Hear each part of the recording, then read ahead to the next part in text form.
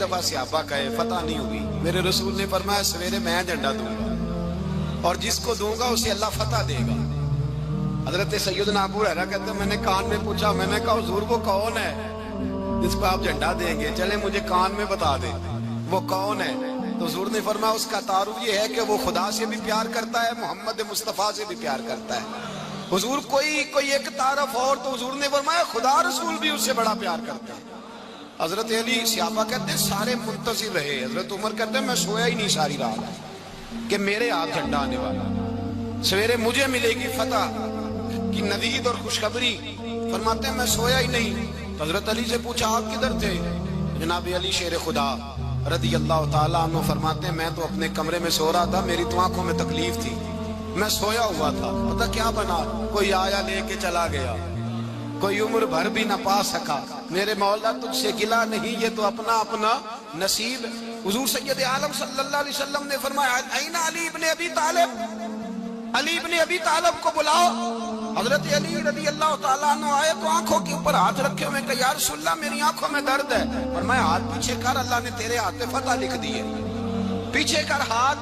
حضرت علی کہتے ہیں حضور نے لعاب دہن لگایا میری آنکھوں پہ، مجھے پہلے سے بھی زیادہ بہتر نظر آنا شروع ہو گیا۔ حضرت علی شیر خدا ایک ہاتھ میں تلوار، ایک ہاتھ 40 گز اونچا تھا خیبر کا دروازہ اور 40 گز چوڑا تھا۔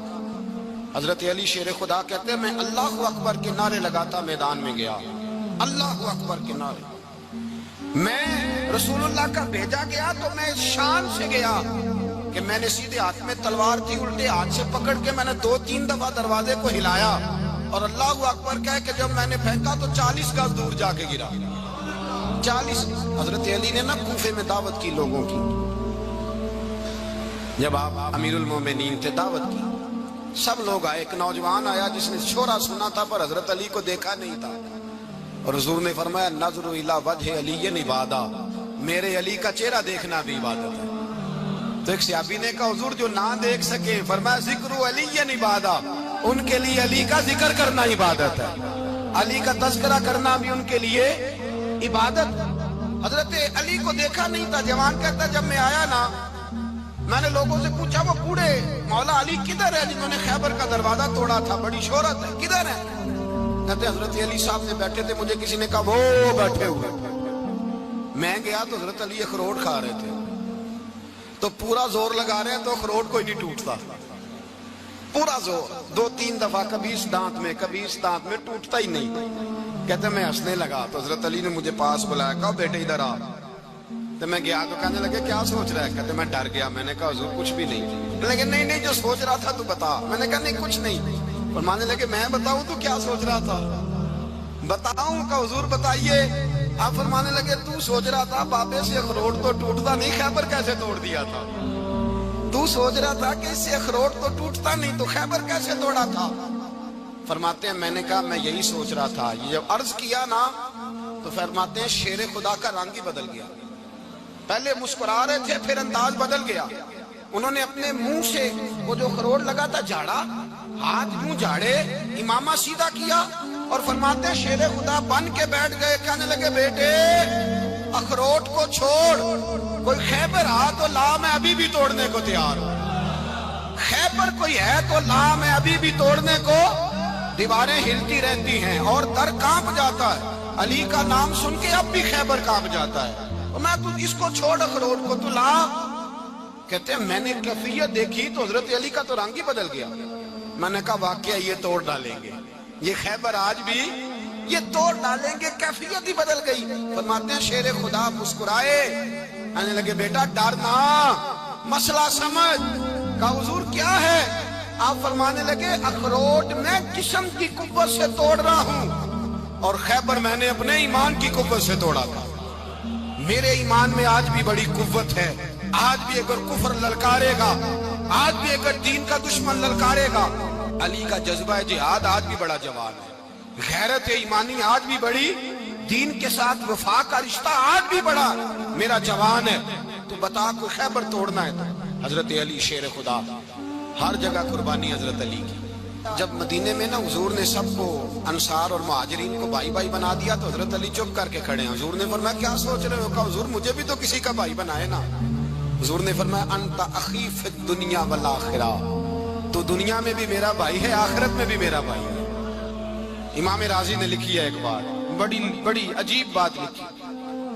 امام راضی کہتے ہیں زمین پہ نبی پاک نے حضرت علی کو بھائی بنایا تھا تو آسمانوں پہ جبریل امین نے حضرت میکائیل کو بھائی بنا لیا.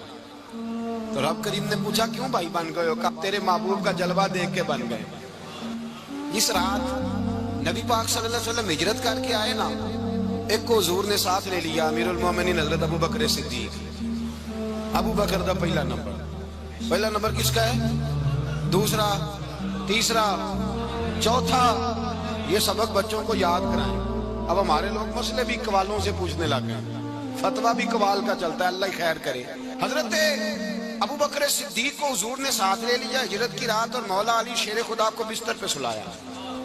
رستے میں بھی بڑا خطرہ تھا پر بستر پہ اس سے زیادہ خطرہ تھا، اس لیے کہ جب چادر میں لپٹا ہوا کوئی شخص ہے تو کسی کو کیا پتا کون ہے. اگر آ کے وہ پردہ نہ ہٹاتے ایسے ہی قتل کر دیتے تو کیا پرسانے حال ہوتا، کچھ بھی نہ ہوتا.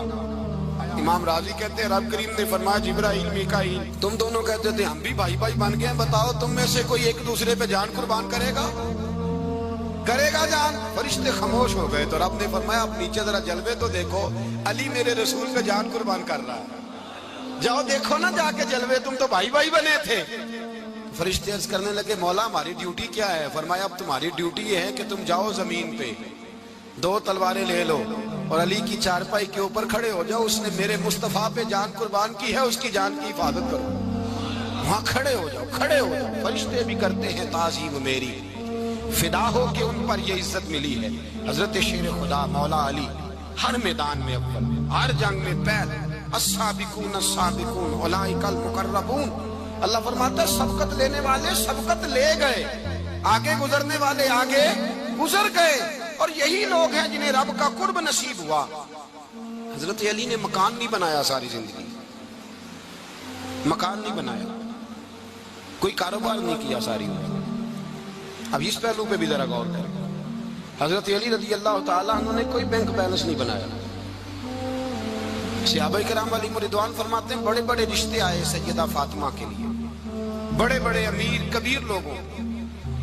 حضور نے فرمایا میں رب کے فیصلے کا انتظار کر رہا ہوں. ایک دن تینوں یار ان لوگوں کا خلوص دیکھے مولا علی کے ساتھ، حضرت ابو بکر، حضرت عمر، حضرت عثمان. حضرت علی ایک یہودی کے باغ میں مزدوری کر رہے تھے تو وہاں گئے اور جا کے کہا علی تو حضور سے سیدہ فاطمہ کا رشتہ کیوں نہیں طلب کرتا؟ تو حضرت علی کہنے لگے بھائیو نہ مکان ہے نہ گھر ہے نہ کچھ ہے، رشتہ کیسے مانگ لوں؟ کہا تو جا تو صحیح، ہمیں تو لگتا ہے رسول پاک تیرا انتظار کر رہے ہیں. مولا علی شیر خدا کہتے ہیں میں گیا اور جب میں حضور کی بارگاہ میں گیا تو انہوں نے مجھے یار تھے نا تیار کر کے بھیجا، مجھے لفظ بھی سکھائے کیا کہنے ہیں، لیکن جب میں وہاں پہنچا نا تو میرے اندر طاقت ہی ختم ہو گئی بولنے کی. سلام لے کے تو حضور کے پاس بیٹھ گیا. حضور نے فرمایا علی کیسے آئے ہو؟ تو میں خاموش. پھر پوچھا کیسے آئے ہو؟ میں خاموش.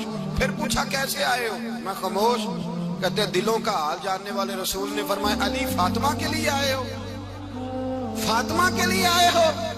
تو حضرت علی کہتے ہیں میرا جواب بڑا نرالا ہے. میں نے کہا حضور وہ تینوں میرے پاس باغ میں گئے تھے، وہ تینوں گئے تھے، مجھے انہوں نے بھیجا ہے. کہتے ہیں رسول پاک مسکرا دیے، فرمایا علی انہوں نے نہیں تجھے بھیجا، رب کریم نے فاطمہ کا تیرے ساتھ نکاح کر دیا ہے، تیرے لیے فیصلہ ہو گیا ہے، فاطمہ کا تیرے حق میں فیصلہ ہو گیا.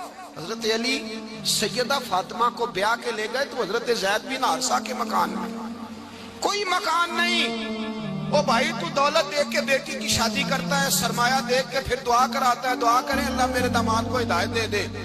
میرے رسول نے بیٹی کی شادی کی تقوی دیکھ کے، پرہیزگاری دیکھ کے، دینداری دیکھ کے اس شخص کو بیٹی دی جو السابقون السابقون کے درجے میں شامل، جو ان الذین آمنوا وعملوا الصالحات اولئک هم خیر البریہ کے درجے میں شامل، ان کو اپنی بیٹی دی.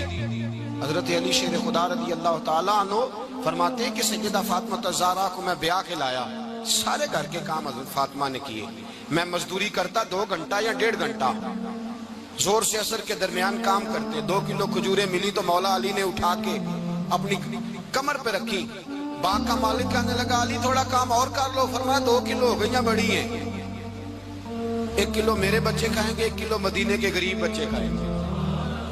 تو کہا علی کل کیا کرو گے؟ فرمایا کل جو رب زندگی دے گا وہ روزی بھی دے گا. تو بندہ مشورہ دینے لگا. مشورہ بھی ہوتا ہے نا قریب سے, مشوروں والے بھی بڑی خرابی کرتے ہیں اللہ ماشاءاللہ. کہا علی جائز پیسے تو کٹھے کر لینے چاہیے, کیا حرج ہے, جائز کٹھے کر لیں. تو شیر خدا نے ایک جملہ کہا پر شیروں جیسا کہہ دیا. حضرت علی فرمانے لگے مال حرام ہو تو عذاب ہوتا ہے, حلال ہو تو حساب ہوتا ہے. لہذا نہ میں عذاب والا کام کرتا ہوں نہ حساب والا کام کرتا ہوں, میں کٹھے ہی نہیں کرتا. نہ بندہ حساب کے چکر میں پڑے نہ عذاب کے چکر میں پڑے, میں اس رستے جاتا ہی نہیں. مولا کائنات شیر خدا. اور بھائی حضرت سیدنا ابو ہریرہ رضی اللہ تعالیٰ عنہ فرماتے ہیں میں جب اس بات کو یاد کرتا ہوں تو آج بھی رو پڑتا ہوں. کون سی بات؟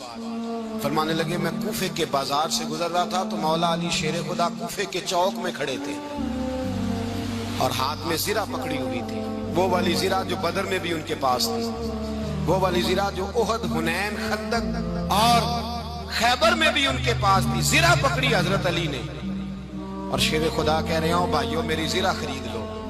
میری زرہ, امیر المومنین ہے اس وقت, امیر وقت ہے, بادشاہ ہے, کوفے کے بازار میں, او بھائی میری زرہ خرید لو.